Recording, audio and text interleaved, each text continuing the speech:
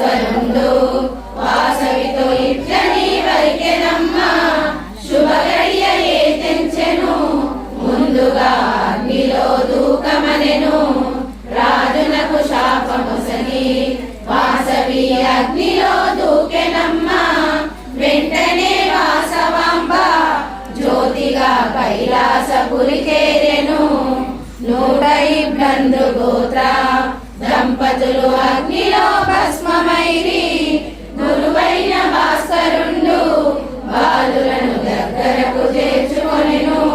శివ విమానములొచ్చెను శైవులకు స్వాగతము చెప్పెనమ్మ శంకరుని కొరకేగెను వైశ్యులు శూలపాణిని గాంచిరి విష్ణుదూతలు వచ్చెను వైష్ణవులు విష్ణునే గాంచిరమ్మ ఈ చరితమిట్లుండగా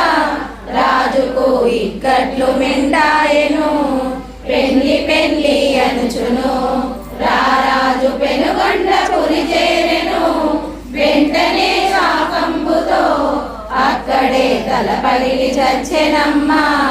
విష్ణువర్ధన ప్రాణము గంధర్వలోకమును చేరెనమ్మ విష్ణువర్ధన పుత్రుడు మంచిగా మైత్రి భావము చూపెను అతి వైభవంబు నిండే విరూపాక్ష పట్టాభిషేకంబుతో